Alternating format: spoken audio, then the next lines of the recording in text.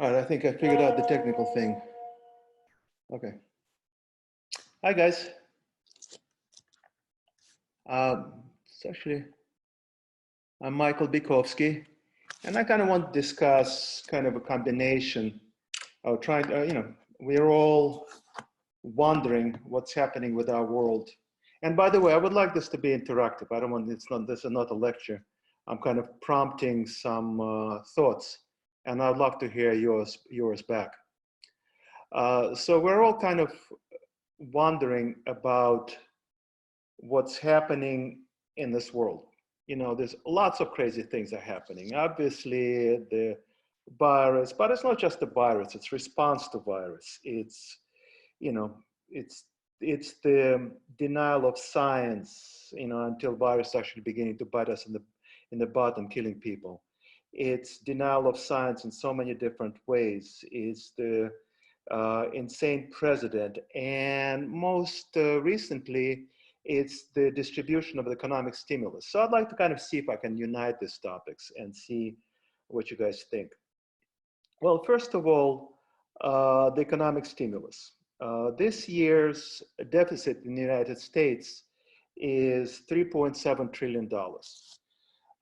There's about 160 million, the workforce in the US is about 160 million. So the deficit is about, the government borrows $25,000 per person, okay? So in the end of this year, every working stiff in the United States will have signed an obligation to be payable by them or their children to pay back $25,000 each, right? That's the obligation into which United States populations has entered. In return, people have received $1,200 each, and some have received fairly generous unemployment. So imagine you go to a bank, you sign a $25,000 obligation, they give you a check for 1,200 bucks, and that's it. You owe 25,000, but you know you got 1,200 bucks. So where does the rest of the money go? It goes to the entrepreneurs. It goes to wealthy individuals.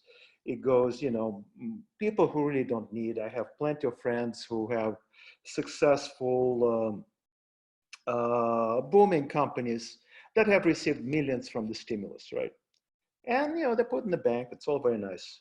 So we have a process of gradually impoverishing vast majority of population while keeping the people at the very top tax-free and getting all the benefit to them. The reason why I'm saying tax-free, because once you get through a certain barrier of income, all kinds of little tax rules allow you to pay no taxes in the US.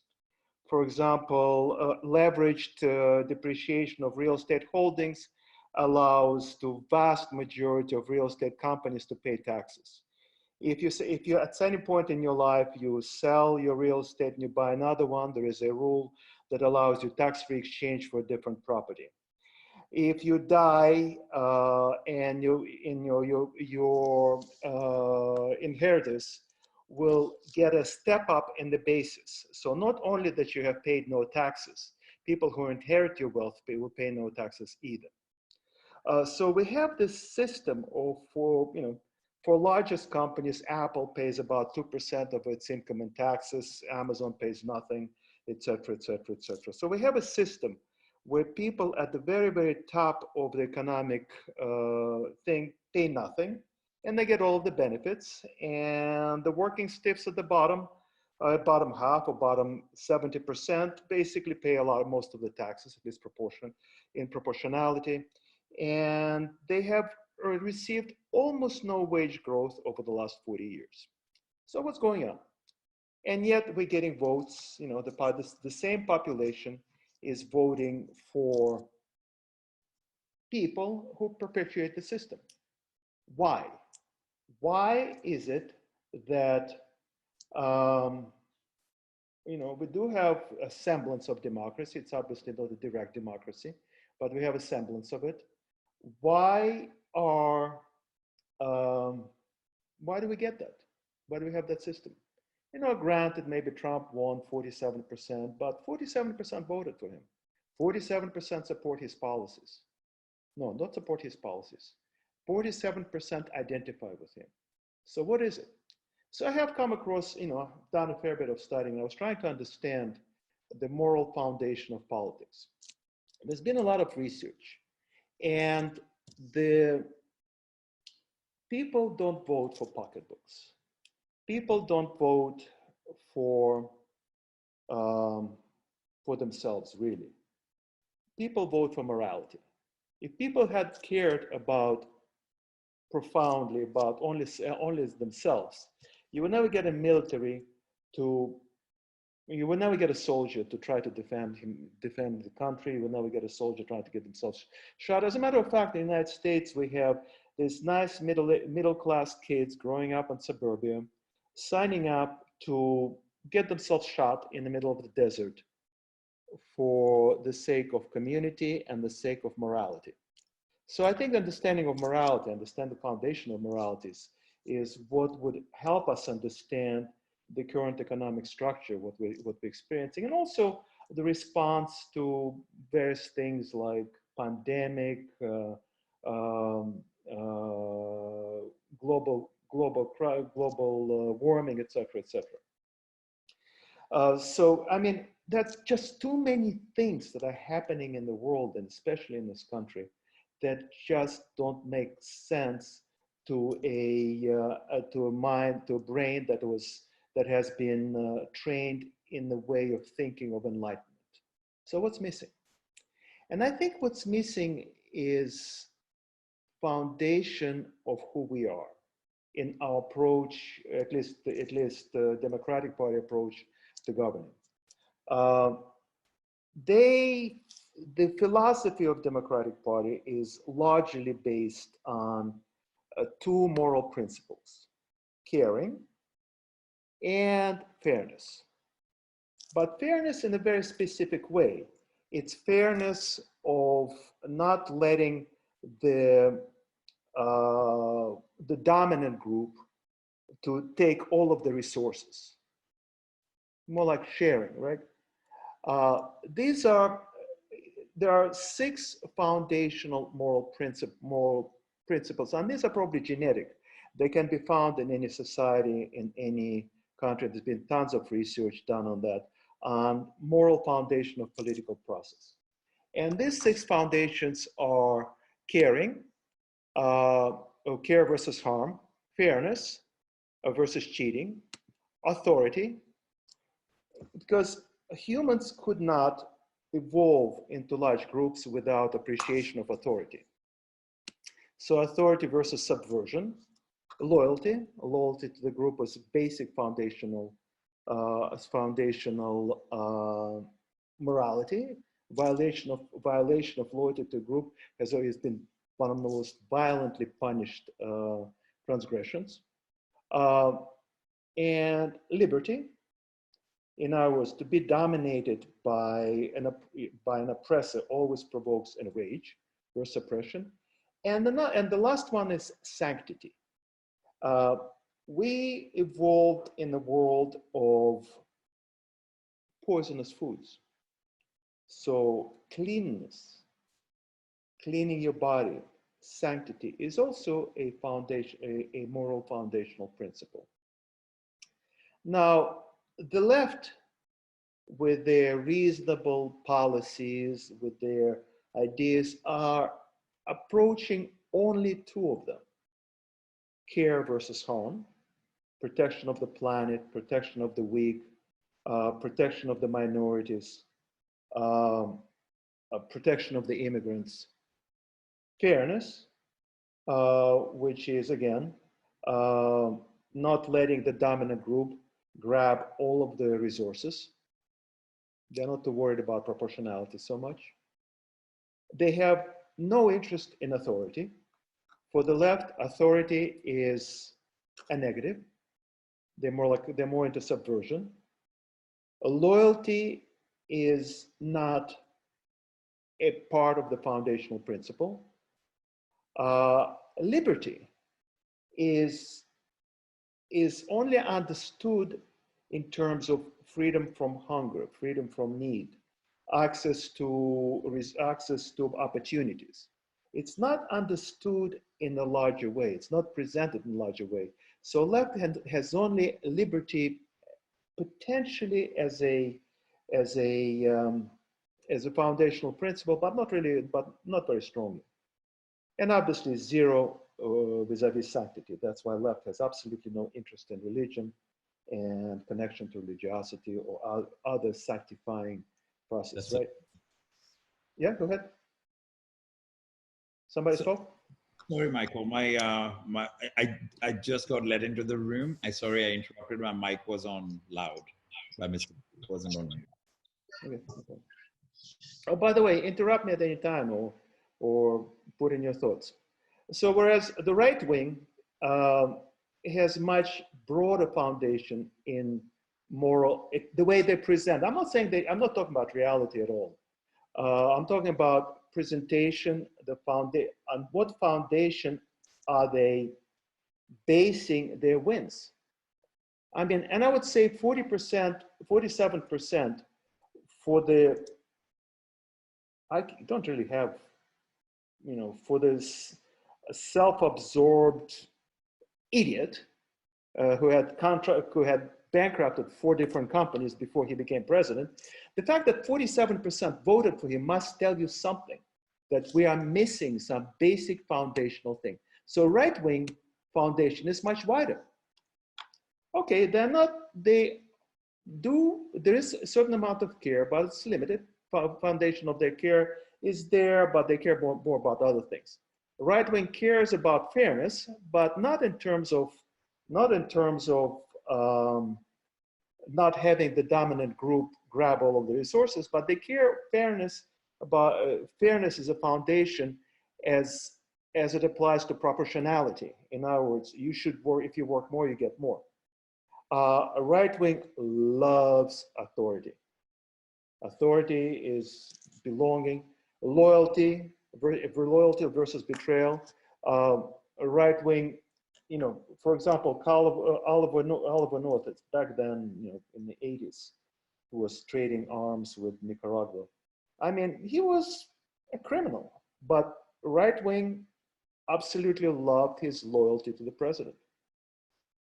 Liberty. Liberty is not, for them, is not hunger, it's not freedom from hunger, is not freedom of opportunity, is not equality of treatment. Liberty for them is liberty from government oppression, etc., etc. And sanctity. Sanctity, religiosity is a very large portion of the right wing. So right wing bases their moral foundation on 5 largely out of 6 human genetically developed foundational principles. Whereas left only bases on 2 or 3. So even though the track record of massive incompetence, of destruction, is unquestionable, right wing is extremely strong. So what's wrong with left wing? In other words, I have just described an economic process by which we are basically creating a ancien regime. In other words, pre-revolutionary France, where the top tier, the nobility, the wealthy in this case, are paying absolutely no taxes, and the entire burden of taxation and support falls on the lower class, which is where we are really right now. I mean, if you include the fact that capital gains are not taxed at all until they're realized, the much lower rate of capital gains, the massive number of deductions, I could go on and on and on and on. The wealthiest people in this country, I mean, they're paying 0 taxes or maybe 1 or 2%. That's a given. It's a known. If you're in business, if you have ever made wealth, you get astounded by the fact you end up paying 0 taxes for decades. Anyway, go ahead, Bonnie. Hello? Okay. So why are they winning? And they're winning because left does not understand and doesn't base uh, their discourse, their approach on all 6 of the foundational moral principles. Now, I'm skipping over a lot of studies. Each of these principles that I have discussed are a result of massive amount of research, surveys, cross-cultural research. So what I have described, the six foundational principles that I have discussed, these are results of research. These principles are part of our genetic material. Okay? I mean, I could give an example in each one of them and ask you what's your immediate reaction, and you'll be stunned. I'll give you, for example, the principle of sanctity. Say I'll tell you a story. Imagine there's a story, right? A man goes on a vacation and his sister. They have a lovely connection. He has sex with her. She's in a pill, and he uses rubbers. After this, they decided to never do it again, but it strengthened their bond, and they continue with their very close relationship. Now, there's no harm done, and yet in all of us, this example evokes a certain revulsion. No negative, nobody got hurt, there's no risk, and yet it involves revulsion. So that's instinctive. That provokes that whole sanctity aspect of our moral code. For every other example I have given, for those 6 foundational examples that I have given, there's always a strong example to demonstrate that it's basic, it's instinctive. And the way we view the world is always like a palette composed of these 6 foundations. I'll give an example. You know, I'm kind of quoting from a book that I read recently. You know, taste. In taste, we have what? We have salt, we have sweet, and we have bitter, right? I think that's it, right? Nobody eats just salt or just sweet. We always eat in combination. So our preference is a combination of the 3. In the foundational basis, our moral foundation, we create a palette out of those 6. So left, trying to push forward by using only 2 out of 6 tastes is always at a gross disadvantage. They don't have to change anything, but they have to change the language. Okay? So that's kind of a very short kind of a discussion of my thoughts on what the hell is happening with this world right now. And I would like to provoke a discussion. Any comments, thoughts, observations? Is anybody there? I see everybody with a mute on.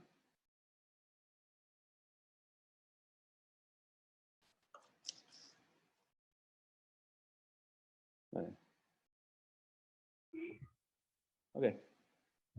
I've got nothing to say to you, Michael. You're bloody obvious. Okay. All right. That's, you know, I know. It took me a lot of thought.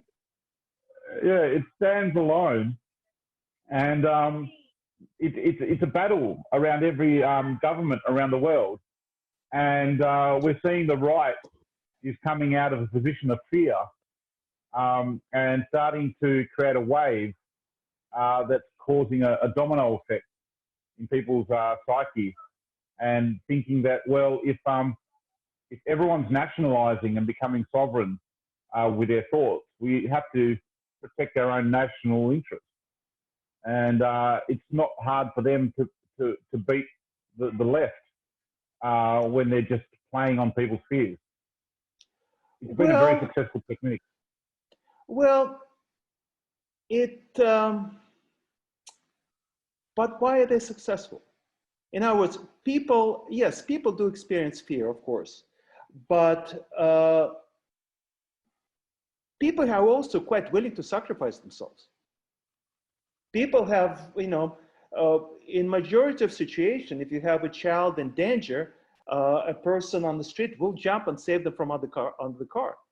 So fear is not a good explanation. Of course fear exists, but no, it plays on something else. It plays on the group dynamic, on our ancient ability to function in large groups is based on our ability to create a concept of us and to defend us against them. Armies have fought forever on the basis, and people were killing each other and sacrificing their lives on the basis of us versus them. So our ability to work in large groups is on the basis of the foundational morality that us, okay? So to say that fear drives it, it's not enough. I don't think so, because fear drives us to do very, very honorable things, beautiful things. I think it's more of an understanding of it's more of the, I would say, there's a lot of incompetence, of lack of understanding on the left of what drives people. They believe this homo economicus. In other words, that people act in a way to optimize their economic well-being. Yeah, that may or may not work in some economic models, but people act in a variety of ways. Question is why? I mean, we can express frustration, we can express anger, we can express bafflement at disregard for science, we can express bafflement for disregard or for facts, but bafflement is a sign that we don't understand. And I think appreciating and looking at moral foundation of people's response is a better way than to say just in frustration and anger, throw up your hands. Because frustration and anger also comes from not understanding. We are observing worldwide phenomena right now. What's happening? What is it we are not understanding? Things are not happening the way we expect. And I think our lack of understanding stems from not economic principles. We've done tons of work on economic principles. I don't think it stems from any greater rationality and a greater analysis. I think our lack of understanding comes from a lack of appreciation of what are our basic drives. Okay, and the basic drives, I believe, a lot of research has been done. There's more research that's going on. Our basic drives along the lines what I have described.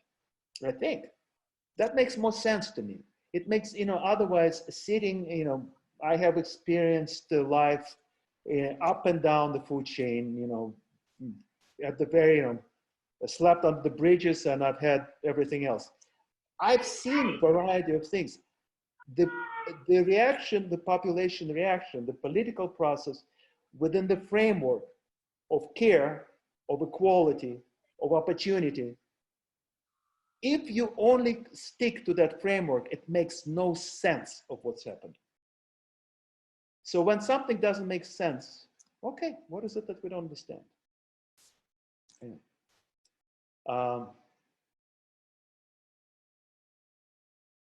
Any more comments? Anybody? I got like 9 people here, and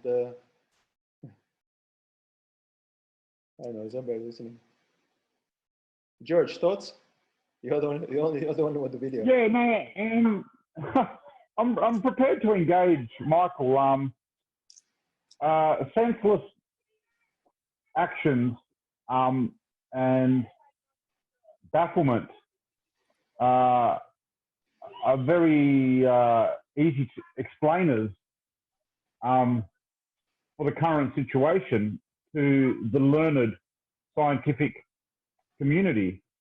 And I would say that I would be of a left-leaning nature but I fully respect the right attraction to unequal benefits and resources, and why you're saying that we're approaching a point where we're moving into revolutionary times. They can only do that for so long before the whole system collapses, and that the people call out our leaders as not having the wisdom or the love or the joy to be basing our life futures. Just like we go and save that child, we have to save our own destiny as well. So we're at this crossroads, so to speak. And I find that your moral assessment of those 6 dimensions capture that especially well. If I sleep on it, I could probably understand other dimensions as well that are not in this, four-dimensional life. I think there are always links that are not obvious that need to be understood. And I think the more elegant and more simple they are, the better they are at being true and factual. So that really is not a question. It's more of an agreement with where you're coming from. And I find that this conversation has got a lot of legs in the community if we're to avoid a catastrophic revolution. I'd much rather see a soft revolution, one that doesn't bring down society. And I think that's important. Well, I think that given that we have a democracy, it's really, the process is going to be a little more bizarre because, so let's look at the current situation in the US, right? The government has given away $2.5 trillion approximately, right? 80 to 90% of that has gone into fairly wealthy people. The vast majority of the money went to the bank accounts of people who don't need money. So people don't spend that money. So that money was supposed to be stimulus. Only a small fraction is actually going to be stimulus. So we have this such a vast accumulation of wealth that interest rates are negative versus inflation. A 10-year treasury bond is 0.6%. Expect inflation is 2%. So people are willing to lend to the treasury at minus 1.4 interest rate because we have such an enormous accumulation of capital. There's no room to invest. Trillions of dollars were spent over the last decade by companies buying their own stock back because not enough opportunities to invest. Because aggregate, if you're fairly wealthy, you consume a very small fraction of your income, right? So if more and more wealth goes to smaller, fewer hands, the rate of saving skyrockets, and there's not enough consumption.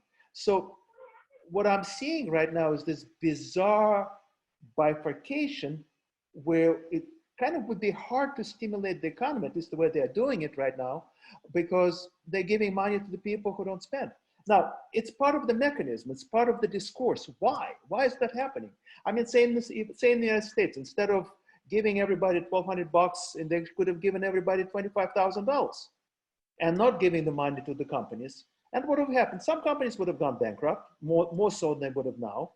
What does it mean company goes bankrupt? The planes don't melt. The stores don't disappear. A company goes bankrupt, that means ownership of capital changes hands. So the entire stimulus package, the effect of it, I'm not saying the purpose, but the effect is to preserve ownership of capital in the present hands. That's it. Because if the companies had bankrupt, the people who had gotten $25,000 a person would have started spending. There would have been more demand. Many of them would have bought shares. So ownership of capital would have changed. but instead the government has spent the money to preserve the ownership, and yet they have support. That's a good question. So to me, what baffles me is how, at least in the US, Europe is not as bad. In the US, how can we be there? So people get upset, not at what they don't get, but they get upset if somebody else gets something unfairly. They get upset at the sense, I've gone through the 6 foundational principles, but people don't run against machine guns screaming for a larger house. People run against machine guns screaming for loyalty, screaming for liberty. They go around against the machine guns in the past for the king, for the country, for all these things, right? They don't run against the machine guns to increase the square footage of their house. So the moral motivation inside of us, I believe, is, and not understanding of the moral motivation inside of us, is really fucking up the political process, excuse my French. Yeah, that's kind of my pitch. I had half an hour. Any more thoughts? Is the currency going to collapse now? And are we going to see a digital replacement that reflects the people's needs and wants? No, we won't. And the currency collapse, when you say currency collapse, usually people one currency versus another, right? So there's no reason for one currency to collapse versus another. Maybe there are weak economies that will collapse versus US. US dollar has always been, and US Treasury has always been a haven in turbulent times. So there's been obviously a rush to buy US Treasuries, and dollar has gone up a little bit. Digital currency is all very good, but who's going to stabilize it? In other words, in the world. Can I tell you what the digital currency? We've now learned that companies have no value unless the consumers are spending money. The shareholder value it does not exist. All the companies are going broke if the consumers. So if you aggregate and collectivize all the consumer spending, that is an asset that can underpin a stable consumption. No, because we've tried with gold, and gold was a stable asset. The problem with gold is that when the economy heats up, demand for money goes up, but if supply doesn't go up, prices must drop. Now, when prices drop, and it was a devastation in 19th century because we had gold standard. And as the economy was growing, but supply of gold was not, prices were dropping. So effectively, that system affected an enormous wealth transfer from the farmers to the bankers. Because as prices are dropping and purchasing power of gold increases, then effectively the lenders get the benefit. So digital currency has the same problem. So nobody's going to stabilize the digital currency. Now, the fact that nobody's trying to maintain money supply in the digital currency as to assure stability of prices. When the Federal Reserve says that their target is 2% inflation, they have ample tools to do that.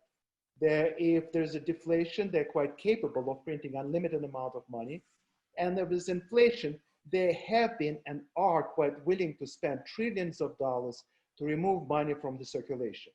Now, in the case of digital currency, people are very happy at printing the money, but nobody is willing to withdraw it to assure stability of the purchasing power.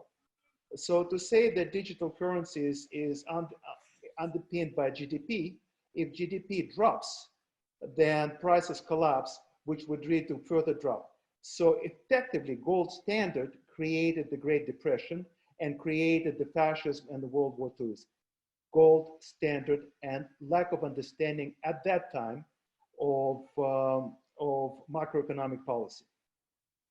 So, you know, without central banks' willingness to put in massive, I'm saying unlimited resources to stabilize pricing of the countries, to stabilize the currencies, currencies are not worth anything.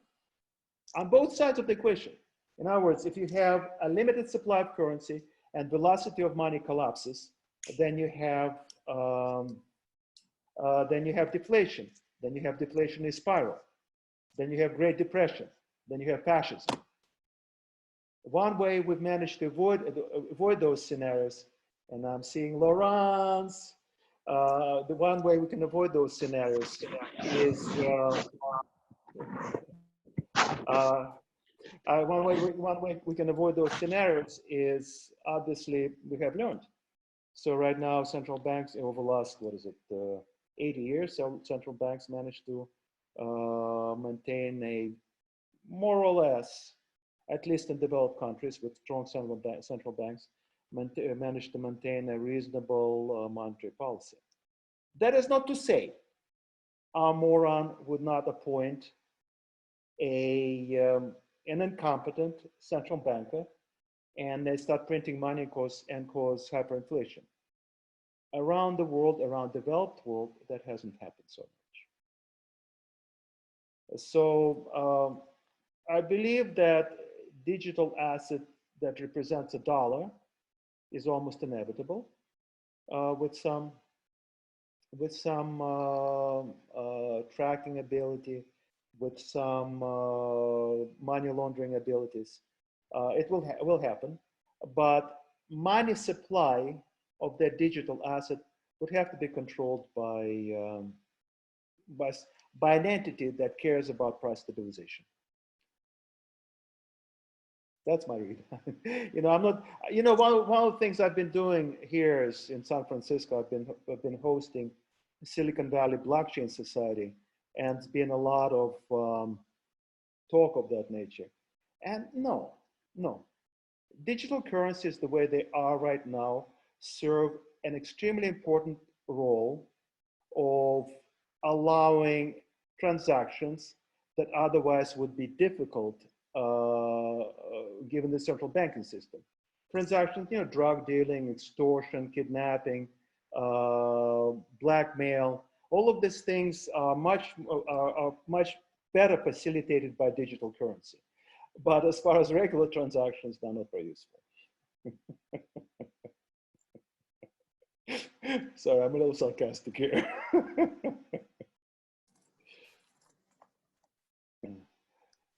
Anybody else?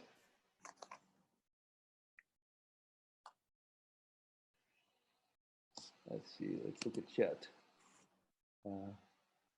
I think I'm done here. All right, I got to get off, right? No. All right. All right, guys. Any comments on the discussion, or else I'm signing off?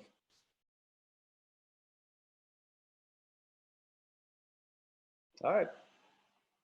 Pleasure talking to you.